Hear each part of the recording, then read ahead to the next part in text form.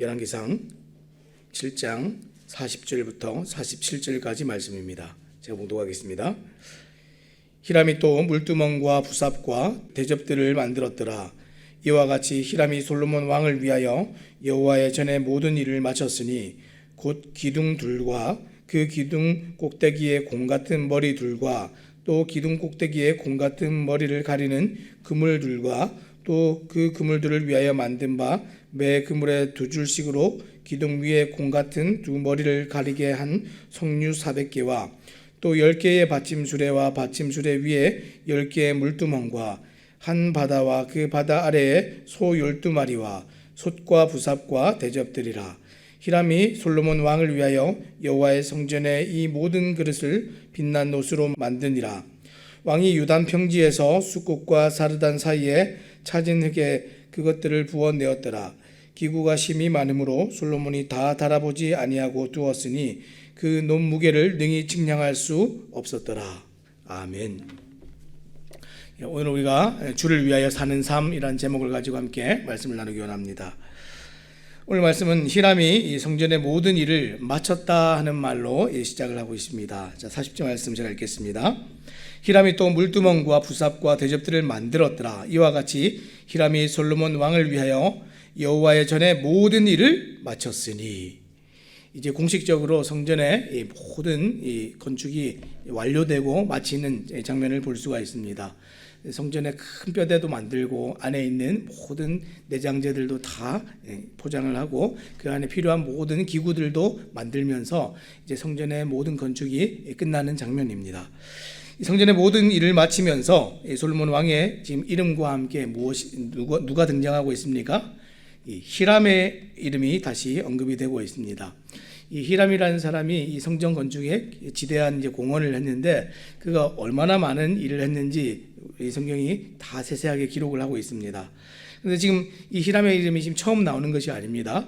앞에서도 그의 이름이 언급이 되었었는데 언제 그가 이제 언급이 되냐면 처음 그를 이 두로에서 데려오는 장면에서 그의 이름이 언급이 됩니다.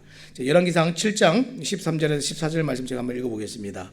솔로몬 왕이 사람을 보내어 히람을 두로에서 데려오니 그는 납달리 지파 과부의 아들이요 그의 아버지는 두로 사람이니 노세 대장장이라. 이 히람은 모든 논일의 지혜와 총명과 재능을 구비한 자이더니 솔로몬 왕에게 와서 그 모든 공사를 하니라. 히람은 당대 최고의 놋 제조 전문 기술자였습니다. 마치 모세 시대의 부살렐과 견줄 만한 인물이었습니다. 여러분, 이 모세 시대의 부살렐은 또 어떤 인물이었습니까? 출애굽기 31장 2절에서 5절 말씀해 보니까 자세하게 기록이 되어 있습니다. 내가 유다 지파 훌의 손자요 우리의 아들 부살렐을 지명하여 부르고 하나님의 영을 그에게 충만하게 하여 지혜와 총명과 지식과 여러 가지 재주로 정교한 일을 연구하여 금과 은과 노수로 만들게 하며 보석을 깎아 물리며 여러 가지 기술로 나무를 새겨 만들게 하리라. 지금 한 가지 기술만 있는 것이 아닙니다. 굉장히 다양한 분야의 다양한 기술을 가지고 있었던 사람이 부살렐이었습니다. 이 부살렐은 이 유다의 6대 손으로 성막 건축과 이 기구 제작의 책임자이면서 가공과 만드는 일에 지식과 재주가 굉장히 뛰어난 사람이었습니다. 하나님께서는 성막을 지을 때도 그랬지만 지금 성전을 건축할 때도 이렇게 적절한 사람을 예비하셨는데 그 사람이 히람이었습니다. 자, 히람은 어떤 인물입니까? 오늘 첫째로 보니까 지금 두로에서 데려왔는데 어머니가 히브리 사람입니다. 어머니가 히브리 사람이고 아버지가 두로 사람입니다. 그래서 그의 혈통에 관한 이 정체성들을 설명할 때 지금 누구를 먼저 소개하고 있습니까? 어머니를 먼저 소개하고 있습니다. 이 유대인들은 이 엄마가 이 유대인이면 유대인입니다. 그래서 아빠가 아무리 유대인이라도 엄마가 이방인이면 유대인 이 사회에서 인정이 되지 않는데 지금 엄마가 유대인이라는 것을 지금 강조하고 있습니다. 그래서 그가 히브리인으로서 하나님에 대한 신앙이 있는 사람이라는 것을 이 간접적으로 드러내 보여주고 있는 장면입니다. 자, 두 번째로 그는 이 솔로몬 왕 시대의 당대 최고의 기술자였습니다. 자, 그는 부살렐처럼 놋뿐만 아니라 금과 은과 이 동과 철 그리고 돌과 나무, 천을 다루는 일에도 탁월한 기술을 지닌 이 희대의 장인이었습니다. 자, 어저께 본문이 이 히람이 만든 기구에 대한 구체적인 설명을 쭉 했었는데, 오늘은 반대로 히람이 만든 성전의 기구와 성전의 이 완성을 통하여서 지금 히람이라는 사람이 어떤 인물인지 부각해서 좀 더 설명해 주고 있습니다. 자, 성전 기구 만드는 일을 마치면서 그가 했던 일을 지금 간략하게 소개합니다. 자, 오늘 처음 나오는 것이 지금 솥과 부삽과 대접을 만들었다 이렇게 얘기했습니다. 자, 지금 이것은 지금 요약이라기보다는 지금 모든 것을 정리하면서 추가로 이제 더하고 있는 내용입니다. 그래서 오늘 읽은 개역 성경에서는 솥을 지금 물두멍이라고 지금 번역을 했는데, 이 물두멍은 지금 43절에 따로 지금 소개를 하고 있기 때문에 이 부삽이나 대접과 함께 사용되는 것은 솥입니다. 그래서 45절에도 이 물두멍이라고 번역된 것을 다시 솥이라고 바꿔서 말하고 있고요. 성경의 다른 곳에서도 이 솥과 부삽과 대접이 늘 함께 등장을 합니다. 자, 역대하 4장 11절 말씀에도 이렇게 기록합니다. 후람이 또 솥과 부삽과 대접을 만들었더라. 이와 같이 후람이 솔로몬 왕을 위하여 하나님의 성전에서 할 일을 마쳤으니. 지금 역대기에 나오는 이 후람이 지금 히람입니다. 지금 똑같은 장면인데 지금 뭐라고 얘기했습니까? 여기서는 솥과 부삽과 대접을 만들었다 이렇게 얘기하고 있죠. 자, 그래서 표준 세번역 성경에서도 이 물두멍이라고 번역하지 않고 솥과 부삽과 대접이라고 번역을 했습니다. 자, 표준 세번역으로 40절 말씀을 제가 다시 읽겠습니다. 후람은 또 솥과 부삽과 피 뿌리는 대접을 만들었다. 이렇게 후람은 솔로몬 왕이 주님의 성전에다가 해놓으라고 시킨 모든 일을 마쳤다. 여기 솥과 부삽과 대접은 이 앞에 설명된 이 바다나 이 물두멍에 비해서는 굉장히 작은 기구입니다. 그래서 희생 제사나 분향에 필요한 지금 도구인데, 이 솥은 이 분향단에다가 분향을 하고 나서 이 재를 담아내는 이 솥입니다. 통이죠, 통. 부삽은 그 재를 치우는 것이고요. 그래서 이 솥과 이 부삽이 늘 함께 다녀야 됩니다. 그러고 나서 이 대접은 희생 제물의 피를 받는 데 쓰는 기구입니다. 어쨌든 이 추가로 만든 솥과 부삽과 대접을 설명하고 나서 이제 앞에서 만든 모든 기구들을 다시 요약해서 지금 설명하고 있습니다.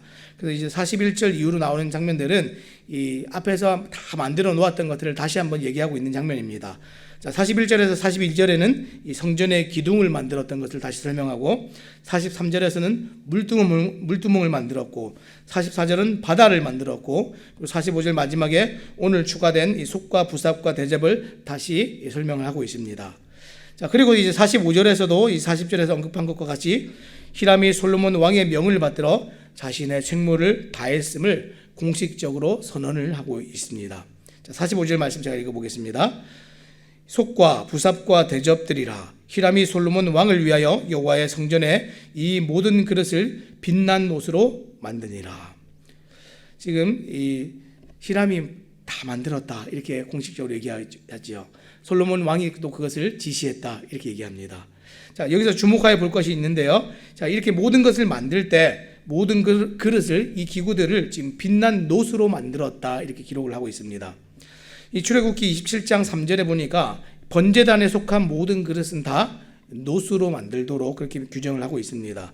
자, 이 말씀을 따라서 솔로몬 성전에서도 모든 그릇을 놋으로 제작을 했습니다. 그런데 솔로몬이 성전의 그릇은 그냥 놋으로 만든 것이 아니라 이 솔로몬 성전의 그릇은 빛난 놋으로 만들었습니다. 다시 말하면 이 재련된 금속을 갈고 닦아서 광택이 나게 그렇게 만들었다는 얘기입니다. 이 빛난 놋은 성전 기물을 만든 히람이 지금 어떤 사람인지를 짐작하게 하는 장면입니다. 히람은 성전의 모든 기물에 최고의 정성과 열의를 쏟아서 그 모든 것들을 만들었다 하는 것을 우리가 이 한 대목을 보고도 이해를 할 수가 있습니다. 솔로몬 왕의 명을 받들어 했지만 왕의 명령 이상의 열심으로 일을 했습니다. 왕이 시켰으니까 그냥 해야지 이 정도가 아니라 본인이 스스로 하나님 앞에서 하나님께서 내게 맡기신 일을 하고 있다라는 그런 자각이 있었다는 것입니다. 이 모든 과정을 볼 때 그가 단순히 실력이 뛰어난 사람이라서 성전의 건축의 일을 감당한 것이 아니다라는 것을 우리가 알 수 있습니다. 하나님께서는 이 일을 가장 잘할 수 있고 이 일을 기쁘고 영광스럽게 감당할 수 있는 적합한 사람이 누구인지 이미 아셨고 그 사람을 이미 예비하셨고 그 사람을 정확하게 불러서 그 일을 맡기셨습니다. 따라서 히람의 이 성공적인 성전 건축의 과정은 그의 출생부터 시작하여서 노숙련곡으로 준비되고 발탁되기까지 성전 기구의 제작을 완료할 때까지 모든 것을 주관하신 하나님의 섭리 아래 가능한 일이었다라는 것을 우리가 잊지 말아야 됩니다. 자, 그리고 사용된 이 놋의 양을 한번 보겠습니다. 놋의 양을 볼 때 이 일에 얼마나 마음을 쏟았는지 알 수 있습니다. 자, 46절, 47절 제가 읽겠습니다.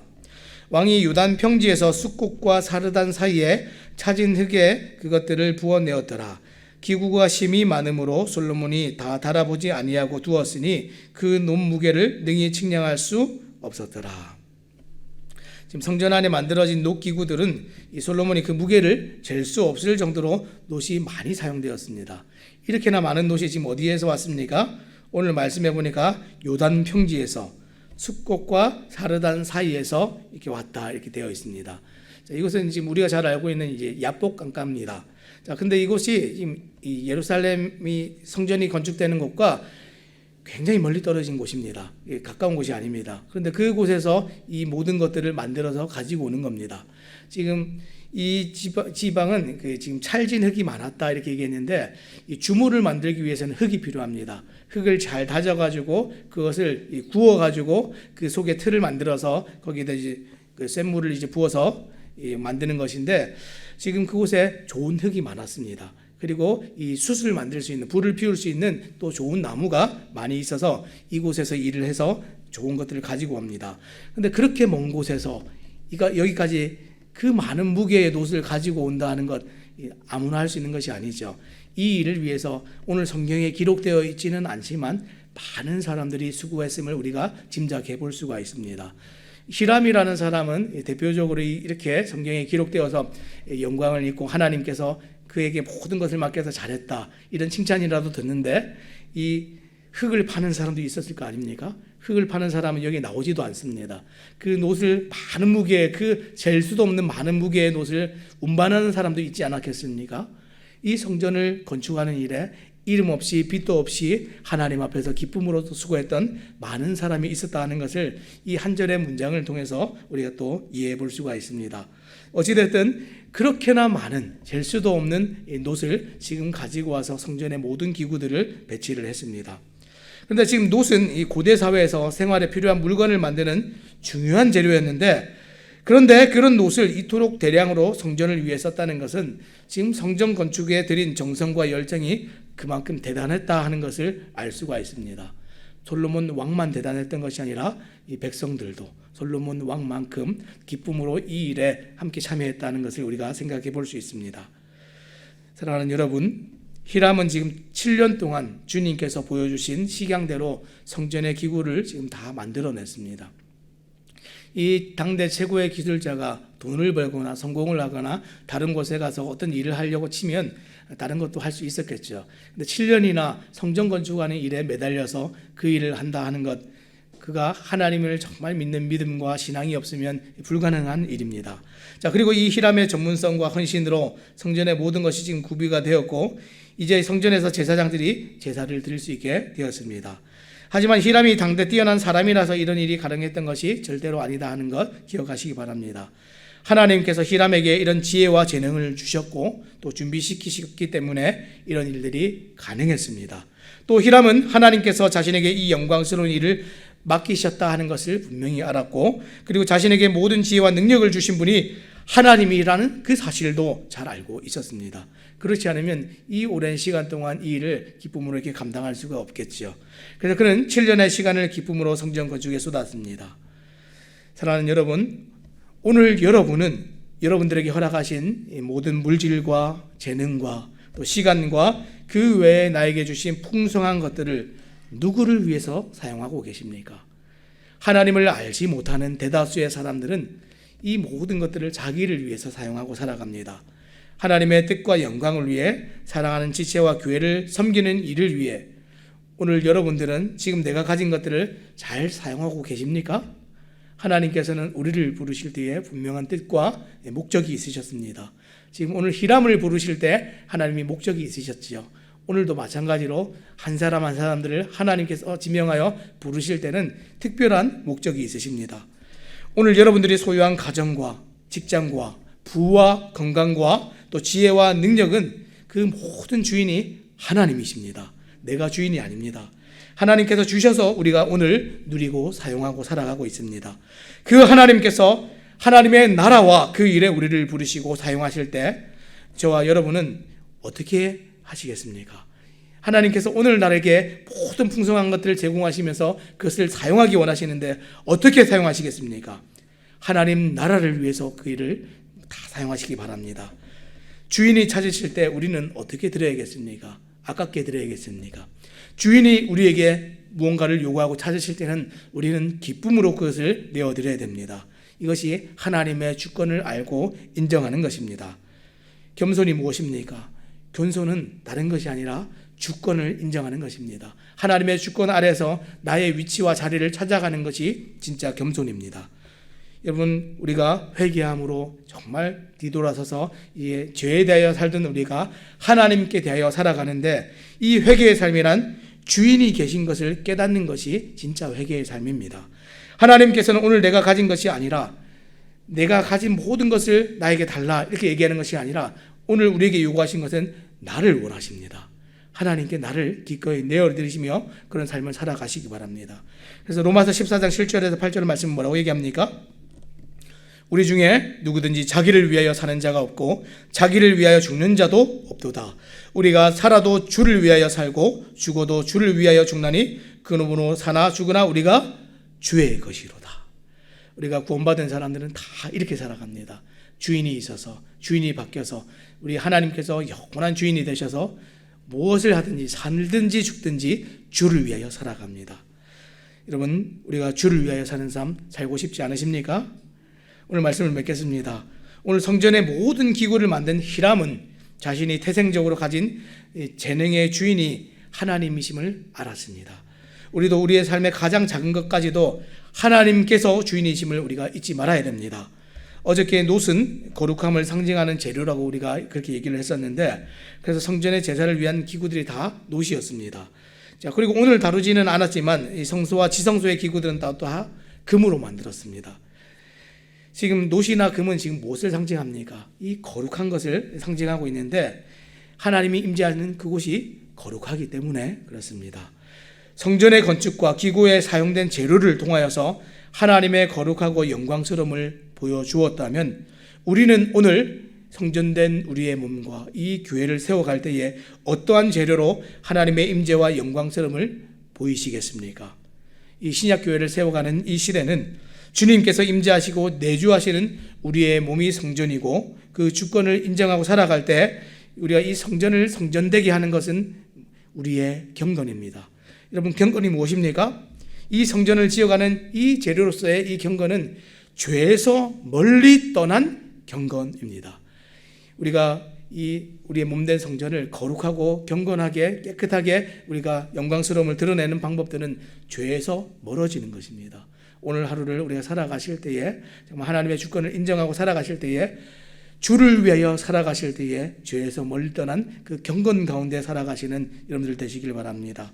이 시대 주님의 몸된 교회를 지어가는 또 새삼침례교회 모든 성도님들은 오늘 말씀을 또 꼭 기억하시고 눈에 보이는 솔로몬 성전보다도 더 중요한 우리 주님의 몸된 성전인 교회를 또 소중히 여기시기 바랍니다. 그래서 히람과 같이 하나님 주신 최선의 것을 내어드리고 경건이라는 최고의 재료를 사용하여서 교회를 세워가시는 모든 성도님들 되시기를 우리 주님의 이름으로 부탁드립니다. 기도하겠습니다.